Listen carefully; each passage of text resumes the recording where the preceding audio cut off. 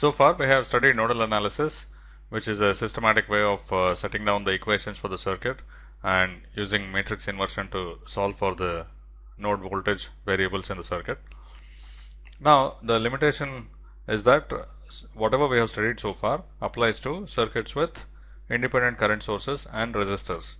Of course, we can have other components in the circuit such as independent voltage sources and also control sources.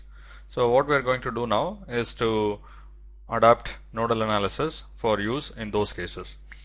The case of circuits with resistors and only independent current sources is the easiest for nodal analysis, but it can be used for others with a little bit of tweak. Okay.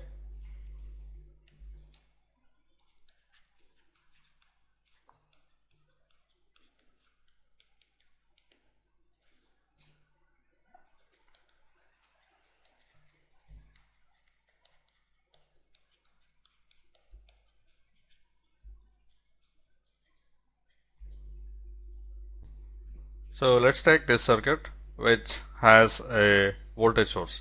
Looks very similar to the circuit we used earlier, except that one of the resistors is replaced by a voltage source. Okay. Now what is it that we did when we carried out nodal analysis? We took every node. As usual, I'll define this to be the reference node, and these node voltages are V1, V2 and V3. Okay.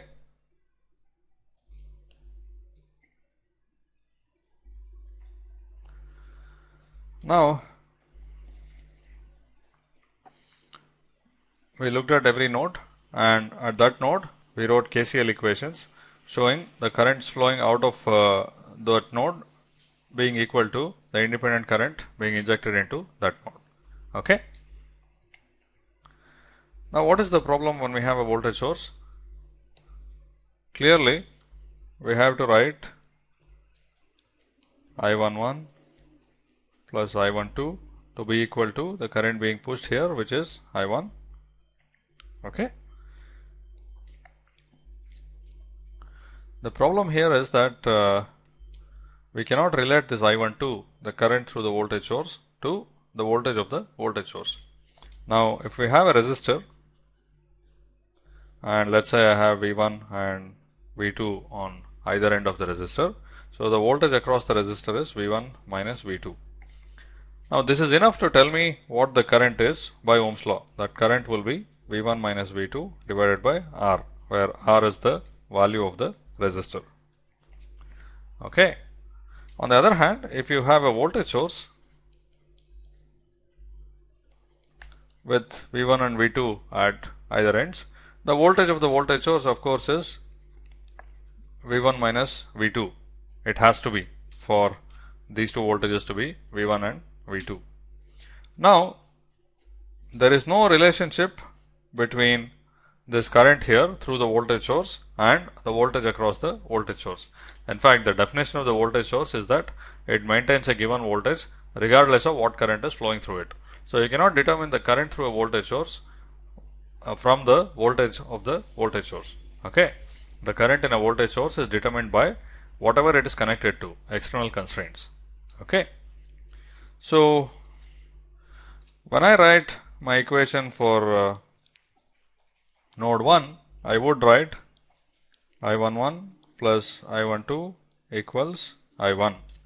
I11 of course is V1 divided by R11, but I12 I don't know, I cannot express it in terms of voltages and element relationships. So I have to keep I12 as it is. Okay. So this is still a variable, and the same problem occurs with node 2. Basically the voltage source is connected between node 1 and node 2. So again at node 2 I have to write I22 plus I13 minus I12, because I am taking all the currents to be flowing away from the node to be equal to 0. Okay. So I have to write minus I12 plus I22 plus I13 to be equal to 0, because no independent current source is injecting into node 2. Again, I don't know the value of minus I12. I22 and I13 I can relate to the voltages and resistor values. Okay. This is the essential problem when we have voltage sources in a circuit and we have to carry out nodal analysis. The currents in voltage sources cannot be related to the voltage across the voltage sources. Okay. So what is it that we do? So you notice that again the voltage source is connected between node 1 and node 2, and in node 1 this I12 appears with a positive sign, and in node 2 it appears with a negative sign. Okay, it doesn't matter in which direction we take I12. We could have taken this way or leftwards, but in one of the node equations it is getting pushed into the node and it will be subtracted from the left hand side, and for the other node it will be pulled away from the node, it will be flowing away from the node and it will be added to the left hand side. Okay, so clearly we cannot use this I12 in our equations, so we have to eliminate it, and that we can do by combining the equations for nodes 1 and 2. Okay, so let's look at that. So again I will take I12 that way. Okay, and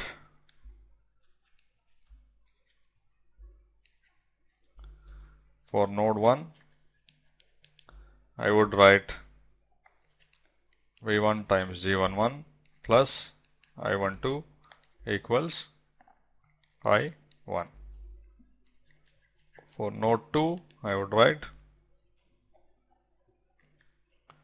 minus I12 plus the current through R22, which is V2 times G22, plus the current through R13, which basically gives you V2 times G13 minus V3 times G13 equals 0. Okay. Now if I sum these two equations, what will I get? This I12 goes away and we will have V1 times G11 plus V2 times G22 plus G23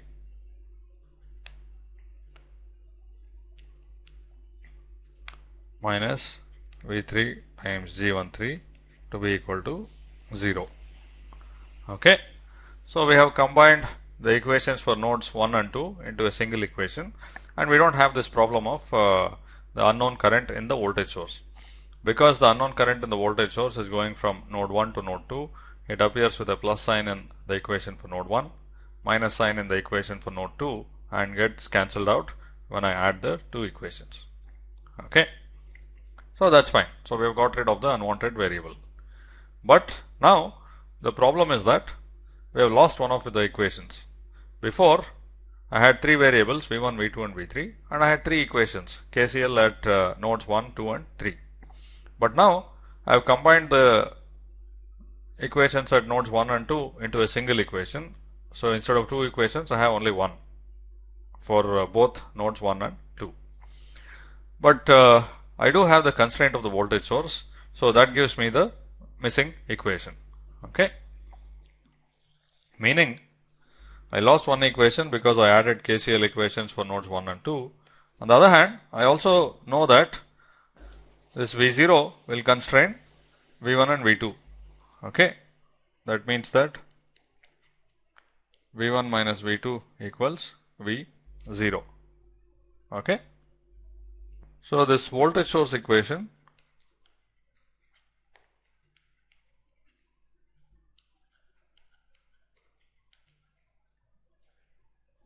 so I have this voltage source equation in place of the missing equations. Okay, so what are my three equations now? I have a combined equation for nodes 1 and 2. Which are those nodes? Those are the nodes between which the voltage source is connected.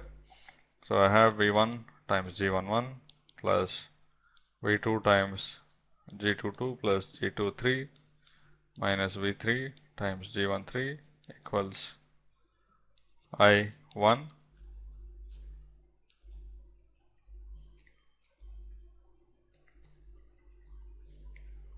Okay.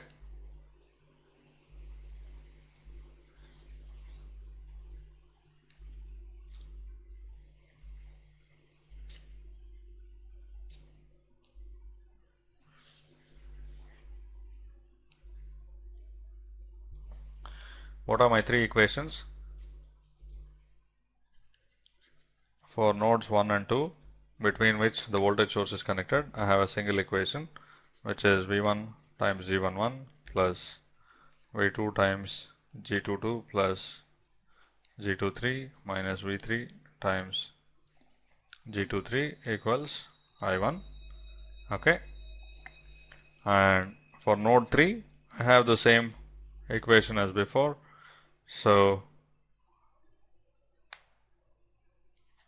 V3 times G23 plus G33 minus V2 times G23 equals I3.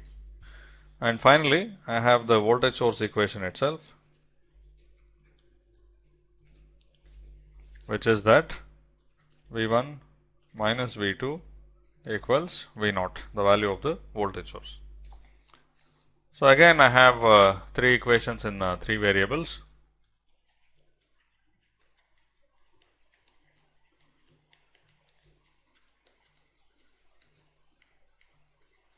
The three variables are V1, V2 and V3, and I can solve for these three variables. Okay.